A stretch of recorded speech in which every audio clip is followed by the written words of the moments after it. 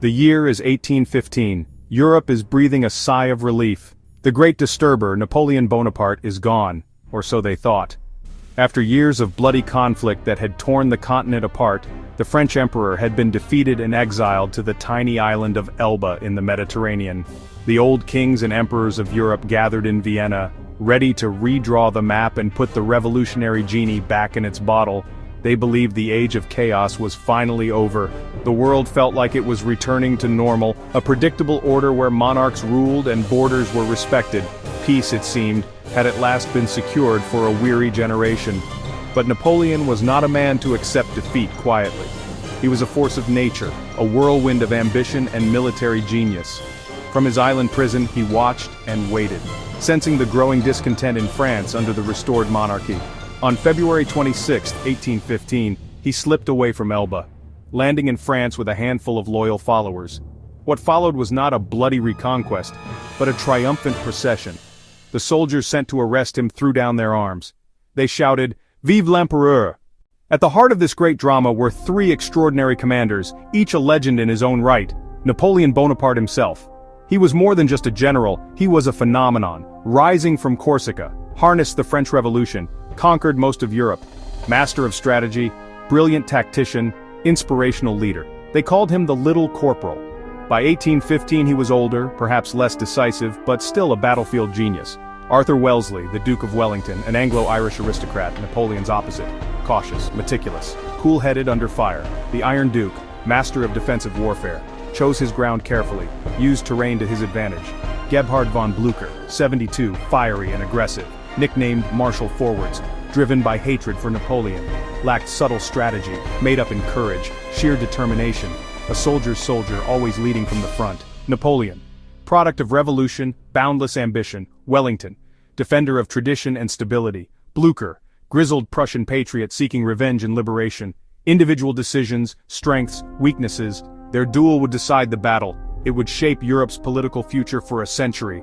The fate of millions. Armies marching toward their final rendezvous.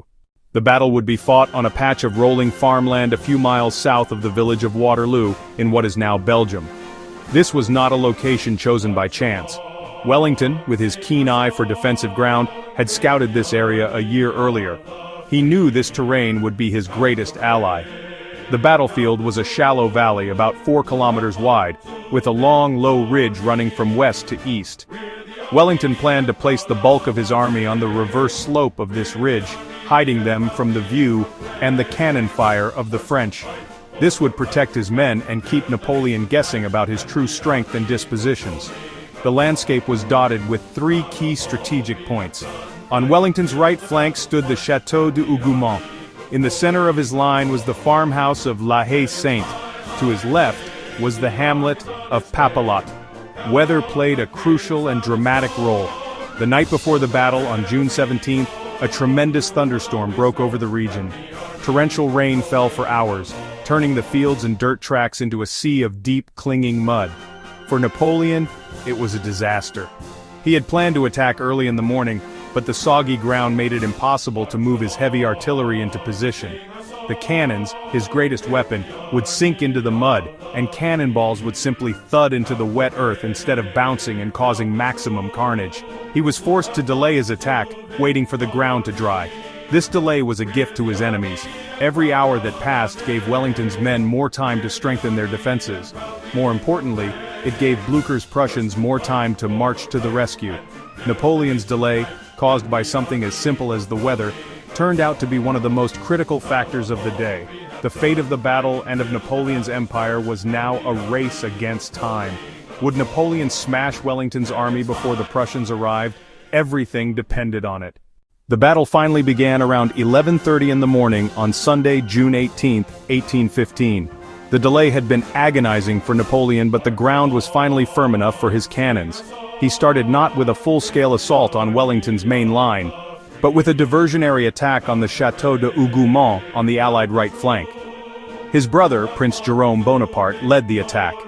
The plan was to draw Wellington's valuable reserves into a firefight on the flank, weakening his center for the main attack that was to follow. Napoleon expected the farmhouse to fall quickly. It was a fatal miscalculation that would have consequences for the rest of the day. The fight for Hougoumont became a brutal battle within a battle. The French threw wave after wave of soldiers against its stone walls. The defenders refused to break. British guardsmen, German troops. The fighting was savage and desperate.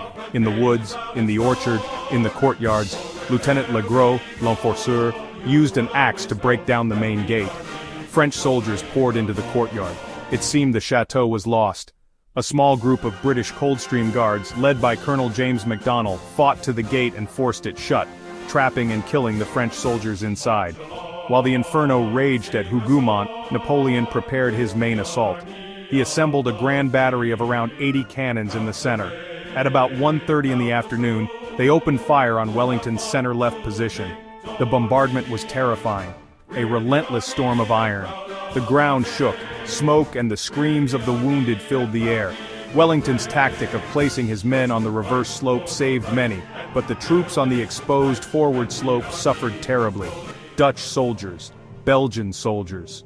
The Iron Duke rode along his lines, calmly encouraging his men, knowing this was the prelude to the real attack. Following the cannonade, the first major infantry assault began. A French corps, over 16,000 men under Marshal d'Erlon, advanced in huge columns toward La Haye-Sainte. Drums beating, eagles held high, a tide of blue-clad soldiers. They pushed back the battered Dutch-Belgian troops and crested the ridge. For a moment it looked like the Allied line would break. Wellington's center teetered. The battle had reached its first great crisis point. The Duke needed to act fast or all would be lost. Just as d'Erlon's infantry seemed poised to shatter Wellington's center, the Duke unleashed his counterstroke. He ordered his heavy cavalry, hidden behind the ridge, to charge. The Earl of Uxbridge led the attack. The Household Brigade thundered down the slope. The Union Brigade thundered down the slope. It was, honestly, a spectacular and devastating sight. The magnificent cavalrymen, on their huge horses, crashed into the French infantry columns. The French, caught in the middle of their advance and unable to form defensive squares quickly enough, were utterly overwhelmed. The British horsemen hacked and slashed their way through the columns, which disintegrated into a panicked mob. The charge was a stunning success, but it quickly got out of hand. Carried away by their victory, the British cavalrymen lost all discipline. Instead of rallying and returning to their lines, they galloped on, chasing the fleeing French infantry, and even attacked Napoleon's Grand Battery. Deep inside enemy territory, their horses were exhausted. Seeing his opportunity, Napoleon unleashed his own cavalry. Lancers, cuirassiers, they swarmed the scattered and tired British horsemen, who were now easy prey. The glorious charge turned into a bloody retreat. The British heavy cavalry brigades were decimated and would play little further part in the battle. Wellington had saved his center, but at a terrible cost. With the battle hanging in the balance, a second critical moment arrived. Around 4 o'clock in the afternoon, Marshal Ney mistook a routine movement of Allied troops to the rear for the beginning of a general retreat. Believing Wellington's army was breaking, he decided to launch a massive cavalry charge. He gathered thousands of French horsemen, cuirassiers in their steel breastplates, dragoons and lancers, and led them in a spectacular but ill-advised charge up the slope towards the Allied ridge. He did this on his own initiative, without infantry or artillery support. The French cavalry crested the ridge, expecting to ride down a fleeing army. Instead, they were met by the Allied infantry, some 20,000 men, formed into defensive squares. These were like living fortresses of men and bayonets. The horsemen could not break them. The cavalry surged around the squares like a tide washing around rocks, firing their pistols and slashing with their sabers, but the infantry held firm, firing disciplined volleys. The ground became a chaotic killing field, littered with the bodies of France's finest cavalry. Ney, his horse shot from under him, furiously tried to rally his men for another attempt, but it was hopeless. The infantry square was the ultimate defense against cavalry. Soldiers formed up in a hollow box, several ranks deep. Front rank knelt. Front rank pointing their bayoneted muskets outwards and upwards. A bristling hedge of steel, meant to stop a charging horse. The ranks behind fired over their heads into the mass of horsemen. It required incredible discipline and courage. Thousands of heavy cavalry thundered towards them, making the ground shake. Wellington's infantry had been drilled relentlessly for this moment. Seasoned British redcoats, determined German allies, they were the rock upon which the French cavalry would break. Marshal Ney's charges were among the most dramatic moments. For nearly 2 hours, wave after wave of French cavalry swept up the muddy slope. They crashed into the Allied squares. The air was thick with smoke, roar of musketry, clang of steel on steel, terrified neighing of horses. Wellington rode amongst his squares, quietly encouraging officers. "Hard pounding this, gentlemen. Let's see who will pound longest." Inside the squares, men stood shoulder to shoulder, a brotherhood of steel and courage, firing disciplined volleys that emptied hundreds of saddles with each blast. The French cavalry displayed breathtaking bravery, but it was futile. They swirled, searching for a weak point, searching for a gap, searching for a moment of panic. They found none. Horsemen could not break the infantry formations on their own. They needed infantry to engage the squares. They needed artillery to blast them apart. Ney had committed his cavalry without support. British artillery crews served their guns until the last possible second, then abandoned them and ran to the nearest square. When the cavalry wave receded, gunners rushed back to their cannons. They poured canister shot into retreating French horsemen. The cost was immense on both sides. The ground between the squares was a horrific carpet of dead and dying men and horses. The French cavalry was being bled white, strength and spirit draining away. Inside the squares, Allied infantry were suffering terribly. They were prime targets for Napoleon's artillery, pounded relentlessly. The squares shrank as men fell, but they never broke formation. They closed ranks over fallen comrades and stood their ground. They were buying time, enduring the unendurable, waiting for the help they'd been promised. They were waiting for the Prussians. While the epic struggle between French cavalry and Allied squares was unfolding, a new drama was beginning on the eastern flank of the battlefield.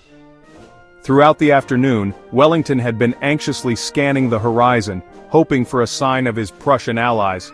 His army was being worn down, his reserves were dwindling, and he knew he could not hold on forever.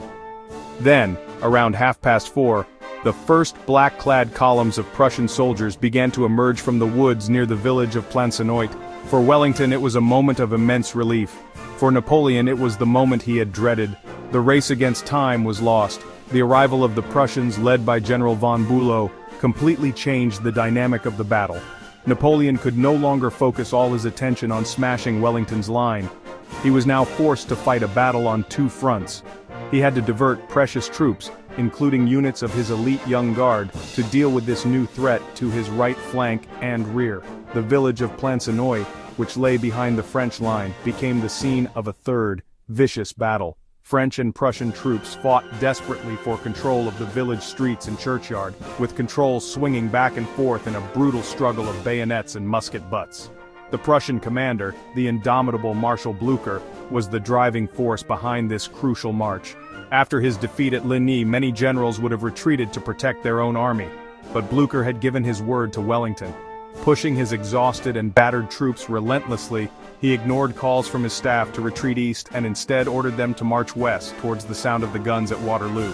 When one of his aides complained that the men could not go on, the old warrior famously retorted, "I have promised my word to Wellington, and you surely don't want me to break it. We must go on."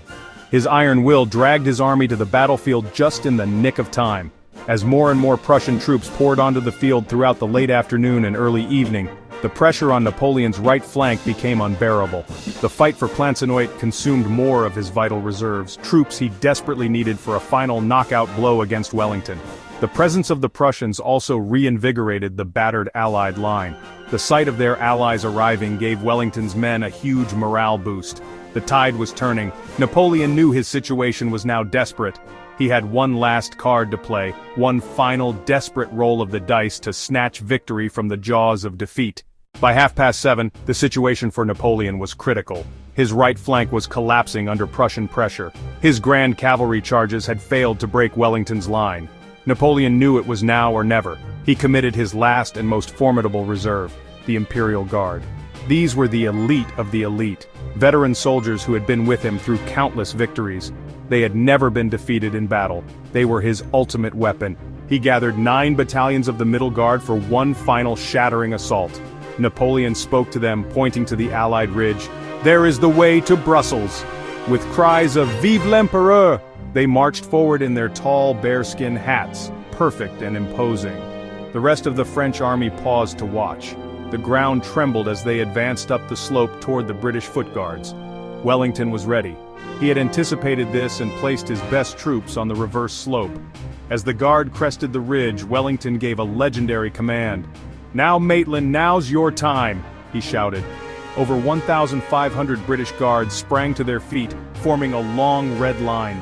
At 20 yards they unleashed a devastating volley into the advancing French column. The front ranks of the Imperial Guard were blown away.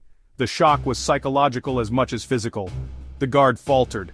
They stopped and tried to return fire, but their column couldn't match the British line. Wellington galloped forward and waved his hat, the signal for a general advance. The British Guards charged with bayonets.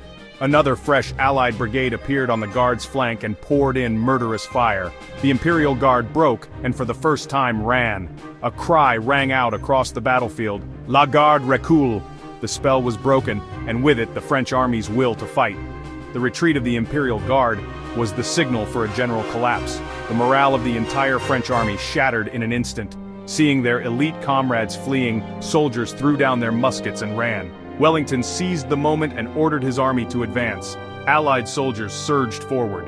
Prussians pressed in from the east, turning retreat into rout. Only a few squares of the Old Guard stood their ground to protect Napoleon as he escaped.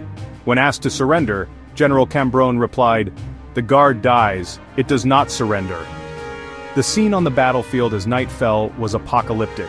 The moon rose over a landscape of unimaginable horror. An area of just a few square miles was covered with over 40,000 dead and wounded men. Thousands of dead horses littered the fields.